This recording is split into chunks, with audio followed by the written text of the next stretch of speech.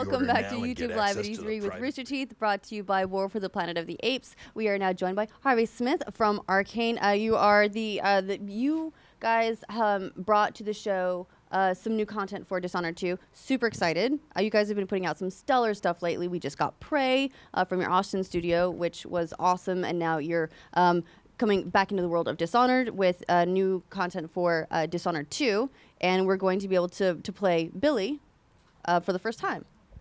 Yeah, we Arkane. I mean, I have to say, the people at Arkane have worked so hard. I'm so proud of them. Over the last 8 years, we've shipped Dishonored 1, Prey, and Dishonored 2. And along the way, we also have had DLC for Dishonored called Knife of Dunwall and Brigmore Witches. And so now, in support of Dishonored 2, we have a standalone. It's important. People have been asking. It's a standalone adventure, a little shorter than a main game. But we're so happy. It brings about the legendary assassin Dowd that everybody's asked about, and Billie's mentor. And you play Billie Lurk, a fan favorite, one of my favorite characters. We've been building toward this for a long time, and it's called The Death of the Outsider. Yeah, so Billie first appeared in is the Knife of Dunwall DLC for Dishonored 1, and is now going to be playable here in Dishonored 2. And there's going after the Outsider. And tell us a little bit more about that. That's a pretty heavy hitter to take on here. That's asking a lot. It sounds ridiculous at first, or it sounds super intriguing depending on how you react to it. But I'll just go kill God. Yeah, that's fine. Yeah, no big. That's what I mean. A, not V, but yeah, lowercase g, right? But the way we handle it is really interesting, and I think fans are going to be intrigued. There's been a lot of attention paid to Dowd. Like, where's Dowd? Where's Dowd? You know, Dishonored 2 takes place 15 years after the first game.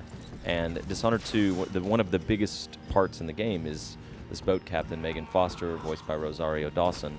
And as this is a big spoiler if you've not played Dishonored 2, you know, cover your ears. But she's, you know, working under a hidden identity. She's got a true name. And she sort of reveals that and moves on after the events. After Emily goes home after Dishonored 2, picks up the story of Billie Lurk in Karnaca. And Dowd is kind of a mentor figure, a mission giver in a way. And they find the sort of ultimate quest to give their lives meaning and to make up for the bad things they've done is kind of the way they see it. So redemption. It's a redemption story in a way, yeah. Yeah, it's always difficult when you're when you want to add a new playable character as well into a world that exists and has already been built, and you've got a game in that people have played and are used to. It feels familiar. And you throw a new character in, you've got to balance it. It's going to have effects on gameplay, on level design. How is it different for Billie? Yeah, that's a really great question. I'm glad you asked that. Somebody tweeted last night. I think it was Daniel Hines, the stealth games specialist journalist from Sneaky Bastards, that the Dishonored games in the last 8 years have had 4 fully playable protagonists, each with interweaving stories and across the time period, and each with different mechanics, different abilities. And that's true. You know, we started Dishonored 1 with Corvo Atano, and then we did Knife of Dunwall and Brigmore Witches with Dowd as the playable character. We then did Dishonored 2, where you could play, primarily people played Emily, but you could also play Corvo Atano again, both fully voiced that time. And now, in the standalone Death of the Outsider, we're bringing Billie Lurk. And so, to your point, yeah, every time they've had different mechanics, right? We just didn't want to mail it in with like a general pool of mechanics that you could keep choosing from.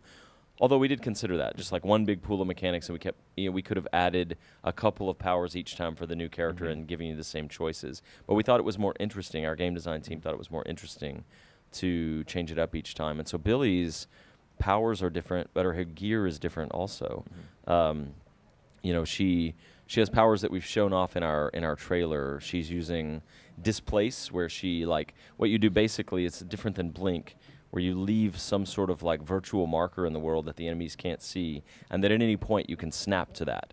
And so you can put one out in the hall and then go into the room and like hide, and then if you want, like, you know, snap back to that spot when a guard walks by so you're behind him or whatever. There's many different ways to use Displace. She has a power called Semblance, where she can take someone's identity. She has a Void Strike that you also see in the video. It's very powerful. She has a talisman where she can hear the whispers of rats that provide little weird clues and color about the world, as you might imagine from the perspective of a small group of rats. But then on top of that, she has gear that's different as well. She has a kind of a voltaic gun strapped to her wrist that can either be used lethally or non-lethally with these electrical pellets.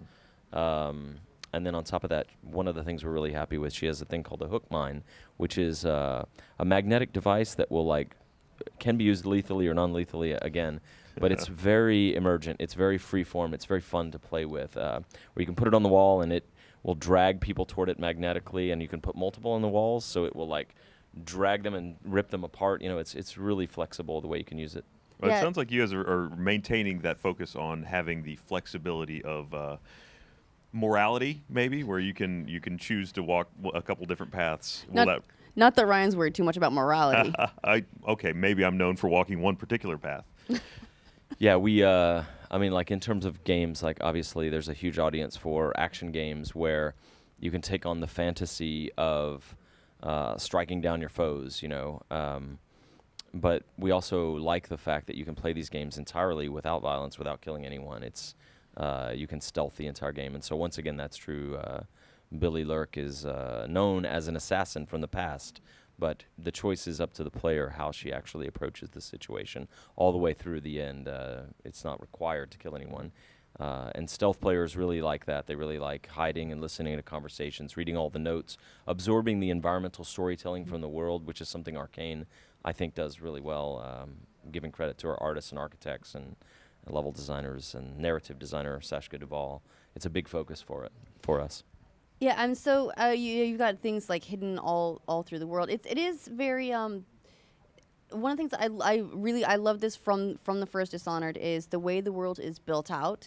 It's a unique world. It's for me it was just the understated at the time. There was the wailing and the blubber was just all over. And this was not something that I expected to just be dropped into in an essentially a fantasy world. It's a little bit grittier, a little bit darker. Absolutely loved it, and also that the world building is placed around for you to find and for you, so you can race through it if you want to, or you can sit back, take your time. I think I made the mistake of trying to do the non-lethal, never be seen run for my very first run for Dishonored. That was a mistake. Don't do that. Yeah, don't do it's that. better in a way to start out high action, and then once you fully understand the world and the systems and the situation, then to go through and ghost it or whatever. That's generally the order we recommend, but we do talk to people that do what you did, and it's wow, that's hard until you understand things. But you just touched on 5 things I'd like to respond to. Absolutely, but one of them at least is the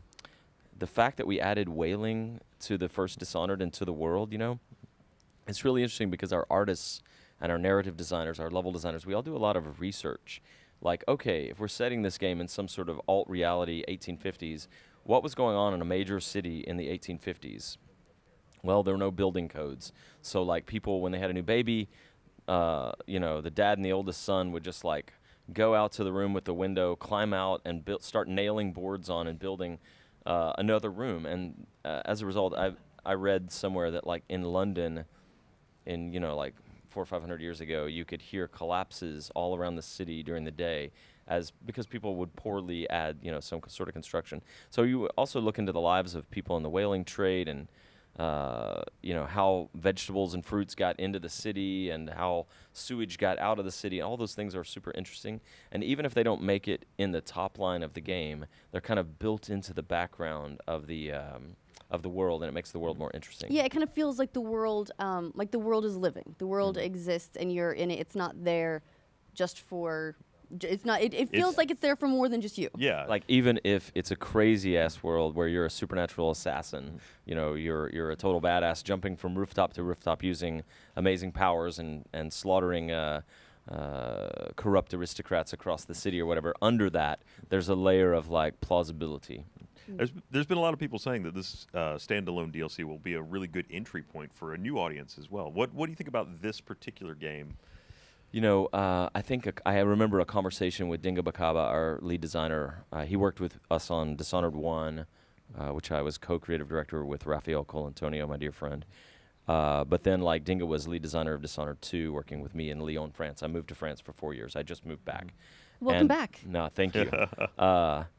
And I remember this moment where we were talking, and Dinga said, it's literally possible that someone might not have heard of Dishonored and they might buy Death of the Outsider standalone playthrough as Billie Lurk, jumping into this world where she's trying to find her old mentor Dowd, and then they're undertaking this incredibly ambitious mission where they think much of the bad in the world has come about because of the Outsider's influence, and so they're going to try somehow to take down this godlike figure. And it's a mind-blowing thought for those of us who have lived and breathed Dishonored for 8 years, you know, through all of these games and the protagonists, and like building on that knowledge base. Like, wow, what if your first entry, the first time you heard of Dishonored, what if it was playing Billie Lurk in Death of the Outsider? It's a crazy thought for us as the people who worked on the franchise for the last 8 years. Yeah, for the people like you've seen people playing it so far using the new Billie's abilities. Has anything like really just come out of left field and surprised you about how people play the game? Because with the world being as open as it is, with these like new abilities, people get creative and they do things you would never expect. Yeah, one of the best things about that is our QA team and our level design team and our game design team and our game design programmers. They're all playing around with that stuff constantly before we get even into test. And just watching them play with the prototypes and experiment with things. And what if I put a spring razor on a bottle and then throw the bottle at the guards? You know, oh, wow, that was in Dishonored 1. We're like, wow, we meant for that to be a mine that you place in the world and wait for a guard on a patrol route, because it kind of explores, or it leverages the whole like stealth thing where you watch people on patrols, you absorb information and act on it. And instead, they just weaponized it on a bottle, you know, that we meant to be like an object you could throw to make noise. And that kind of thing happens constantly, even in a more grandiose way. And so, yeah, for the new stuff, like I was saying with the hook mine, watching our game designers play with it, and they post little videos and email, like, guys, look what I figured out what we could do. And we're just like, that's fantastic, you know, double down on that. And it's a good thing. It's a pleasure to work with a team whose major goal is to hand something off to the player that is then owned by them, where they can like do their creative stuff and explore it and come to their own conclusions. And like you said earlier, like they can dig into certain content or they can just fly by it. It's a pleasure to work with a team like that. Well, going from the people that are now just entering this world to the people that have been living in it for a while, are we going to see a lot of hooks to the story that will expose things that we maybe didn't know about? Yeah, I mean, it is in and of itself, its very nature is a giant hook back into the Dishonored world, of course. And because we've always had people ask about Billie Lurk, and it took players a while to figure out Megan Foster's role in Dishonored 2 and what all that meant. And then when you really think about it deeply, you're like, oh, wait, Dishonored 1 hinges on the political assassination of a ruler, Jessamine Caldwin, and the reaction of the man who loved her and her daughter. But Dowd was responsible for that. And Billie Lurk was his right hand. She was there that day. She was responsible for that too. And then Corvo decides to spare Dowd. Emily grows up. She has her own adventure. She ends up living with Megan Foster aboard a boat called the Dreadful Whale, which is an anagram for Farewell Dowd. And so you dig deeper and deeper into Megan's story. She finally finds her footing again after hanging out with Emily for a while, and she goes to find Dowd at the end of his life, and they undertake this journey. And we've supported some of this in the comics and novelization as well.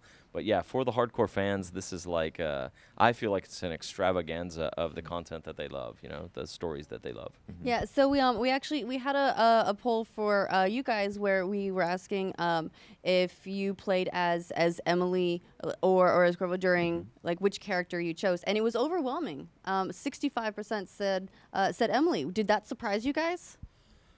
No, we kind of saw Emily as the main character of Dishonored 2 all along. We gave her the new powers. The story really revolves around her. She's missing her mother. A woman shows up saying, "I'm your aunt, you know, your mother's sister, but also I'm the rightful ruler here in Dunwall. I'm taking your throne. By the way, I turned your dad to stone."